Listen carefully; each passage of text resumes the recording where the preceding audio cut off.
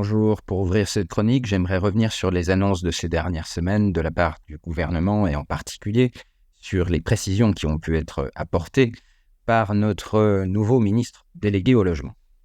Tout d'abord, nous avons des mesures de simplification administrative en matière de logement qui sont bienvenues mais qui malheureusement ne concerneront que 22 micro-territoires. L'objectif, c'est une accélération pour parvenir à la construction de 30 000 logements supplémentaires en 3 ans, ce qui est évidemment tout à fait insuffisant. On pourrait presque penser que c'est un stagiaire qui a oublié un zéro dans le chiffre. Malheureusement, le chiffre a été confirmé. Ensuite, nous avons un énième aménagement de la méthodologie de calcul du DPE, de façon à ce qu'il soit moins défavorable aux logements de moins de 40 mètres carrés. Selon les estimations du ministère, cela permettrait de sortir du statut de passoire énergétique environ 140 000 logements, ce qui n'est pas négligeable. Ce qu'on peut regretter simplement, c'est que cette mesure ne prendra effet qu'au 1er juillet et dans l'attente de cette date, malheureusement, les logements concernés restent inlouables. Et puis, nous avons cet OVNI, qui est cette proposition de Christophe Béchu, de demander aux banques d'élargir l'offre de crédit en proposant des crédits in fine.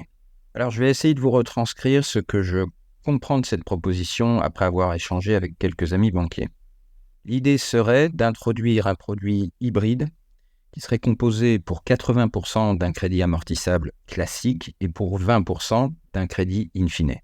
Alors, on sait que les banques pratiquent déjà aujourd'hui pour leur clientèle patrimoniale et sur des projets d'immobilier locatif des montages de ce type, voire même des montages in fine 100%. Ce qui paraît très étrange dans la proposition du ministre, c'est qu'il semble le voir, lui, comme un moyen de débloquer l'offre de crédit destinée aux primo-accédants, à une clientèle plus jeune et aux revenus relativement modestes. Mon interprétation, c'est que le ministre y voit sans doute un moyen de contourner les normes du HCSF, en particulier la norme d'endettement plafonnée à 35%, sans avoir à demander au gouverneur de la Banque de France d'avaler son chapeau. Celui-ci a immédiatement réagi en faisant savoir qu'il était opposé à ce type de montage, et je crois savoir que la Fédération des banques françaises n'est pas très chaude non plus. Donc je pense qu'il y a très peu à attendre de cette proposition. Cela étant, une réunion est prévue dans les jours qui viennent entre les banques, les ministres concernés et la Banque de France, et on attend de voir ce qu'il en ressortira. Je terminerai en parlant de taux. Une nouvelle réunion du Conseil des gouverneurs de la BCE est prévue ce jeudi 8 mars. Je pense qu'il ne faut rien en attendre. Christine Lagarde et un certain nombre de gouverneurs ont fait savoir dans la presse ces dernières semaines qu'il était, selon eux, trop tôt pour commencer à assouplir la politique monétaire. Et sauf surprise, nous aurons donc un statu quo. Je pense qu'il faudra sans doute attendre le courant de l'été avant d'avoir un premier assouplissement et une première baisse des taux.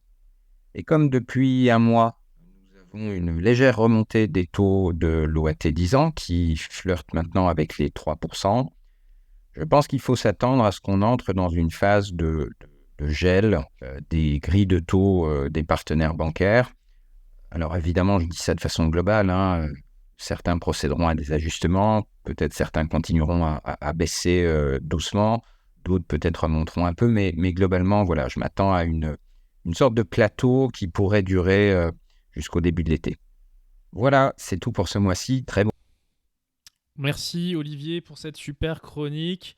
Encore une fois, très détaillée et très technique sur lesquelles, on est tous éclairés. Je vous rappelle que vous pouvez suivre Olivier Landrevi sur LinkedIn, Top Voice.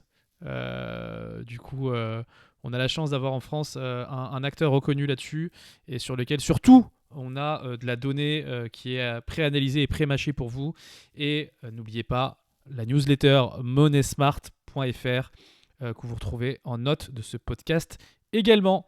On va passer maintenant à l'interview du mois avec Dorian Fournier, le notaire devenu agent immobilier. C'est parti, let's go.